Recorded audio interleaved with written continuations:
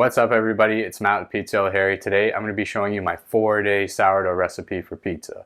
This is my go-to recipe and I use it all the time when making pizzas in my pizza oven. All the baker's percentages and quantities can be found in the description box below. And with that being said, let's get started. You're going to need a mature sourdough starter for this recipe. Your starter is mature enough if it can double in size after feedings. For reference, mine triples in size after being fed. Alright, let's talk flour. What type of flour you use is important. At the end of this video, we're going to be making a Neapolitan-ish style pizza. Because of the long fermentation period for this recipe, you will need to use a high-strength bread flour. I use P&H Milling unbleached strong baker's flour, but any bread flour will do. If you want to convert this recipe into a 24-hour dough, simply replace the bread flour with 00 flour and follow the same steps. Let's get started on the leaven. First, add 38 grams of your sourdough starter to a jar, followed by 38 grams of water at 90 degrees Fahrenheit. Mix the water and starter until the water becomes cloudy. Add 19 grams of unbleached bread flour and 19 grams of whole wheat bread flour to the mixture. Mix to combine. Scrape down the edges of the jar and take note of the leaven volume. Over the next 3 to 4 hours, it will triple in size and peak. Yours may double depending on the strength of your starter. I keep my leaven in the oven with the light on. This provides a warm environment for the yeast and lactic acid bacteria to grow. This technique ferments my leaven around 25 degrees Celsius. After 3 hours, my starter is peaked and we're ready to make the dough.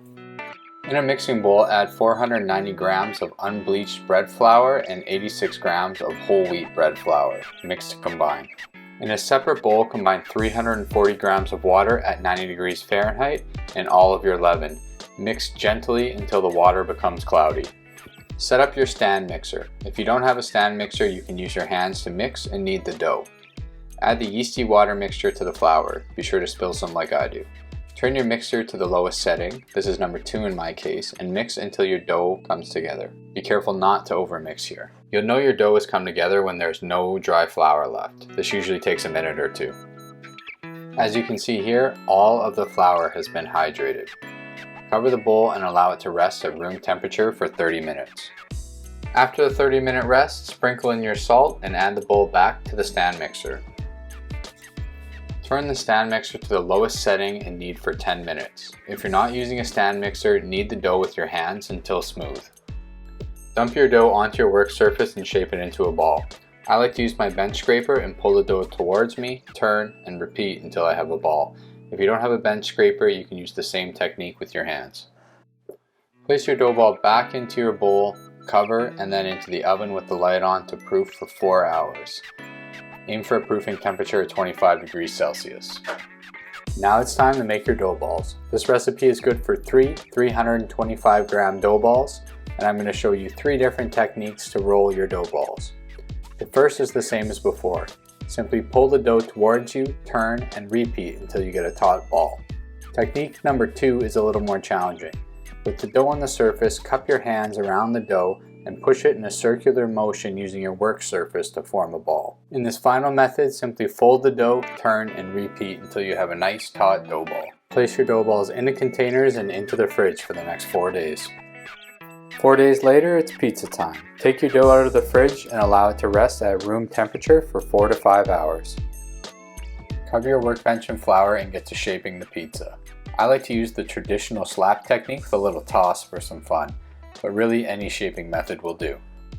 Add a generous amount of fresh mozzarella to your base, followed by a few dollops of tomato sauce on top.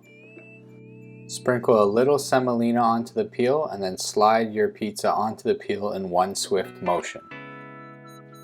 Make a few minor adjustments and launch your pizza. I went for more of a Neapolitan bake on this pizza. You can check out my other videos to see the cooking methods that I like to use. I got an absolutely amazing bake on this pizza. Just check out that leoparding. Wow. I finished this pizza off with dollops of ricotta, smoked Parmigiano Reggiano, a generous drizzle of Mike's Hot Honey. Seriously, this stuff is amazing. And shredded fresh basil. I mean, come on, just take a look at that beauty. The fresh mozz, sauce on top, hot honey, Parmesan, and fresh basil is just an amazing combo. The 4-day sourdough just takes this pizza to a whole new level. I mean, just check out that leoparding on the crust. Wow. Alright everybody, and that is it. I hope you enjoyed the video. You can find me on Instagram at PizzaOilHarry. Give this video a like, subscribe, and I'll catch you next time.